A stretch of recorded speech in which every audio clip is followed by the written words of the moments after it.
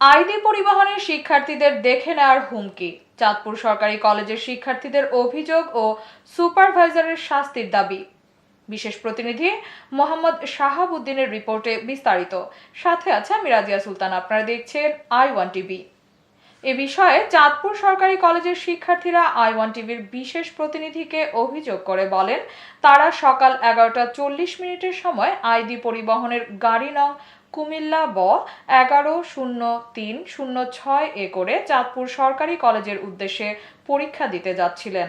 এ সময় আইডি পরিবহনের গাড়িটি শাহরাস্তি গেট দোয়াভাঙা অতিক্রম করলে গাড়িতে কর্মরত থাকা সুপারভাইজার তাদের কাছে অতিরিক্ত ভাড়া দাবি করলে গাড়িতে থাকা শিক্ষার্থীদের সাথে সুপারভাইজারের বাকবিতণ্ডা হয়। তারা আরও বলেন, সুপারভাইজার তাদের সাথে অশোভন আচরণ করেন এবং তার সাথে এই অতিরিক্ত ভাড়া দাবি ও অশোভন আচরণের ভিডিও ধারণ করতে গেলে শিক্ষার্থীদের দেখে নেওয়ার হুমকি প্রদান করেন।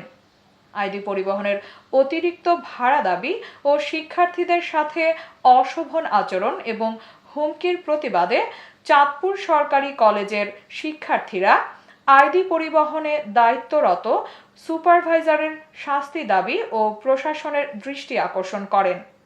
সুপারভাইজারকে দ্রুত শাস্তি প্রদান না করলে শিক্ষার্থীরা আইডি পরিবহনের বিরুদ্ধে কুমিল্লা চাঁদপুর রুটে মানববন্ধনের ডাক দিবেন বলে জানান।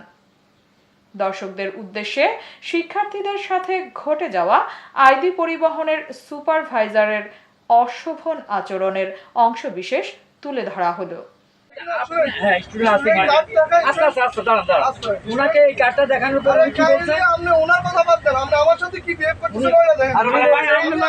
আপনার লগে বিহেভ করেন আগে তো মাথা গরম করে দিয়েছেন। আপনি আমার কথা শুনেন না, না কথা বলেন না। আস্তে টোটালি খারাপ হবে। আস্তে আপনি কথা শুনবেন তো? শুনতেছি তো। আপনি শুনেন আগে, আপনি আগে শুনেন।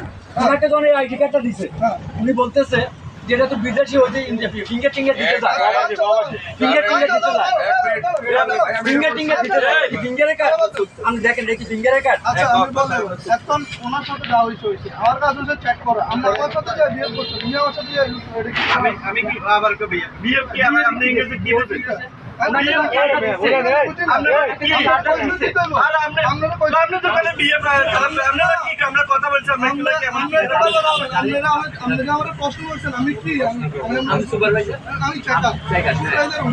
উনি কি বলছেন বলেন, আপনি অফিসে কমপ্লেন দিবেন। আপনি গাড়ির মধ্যে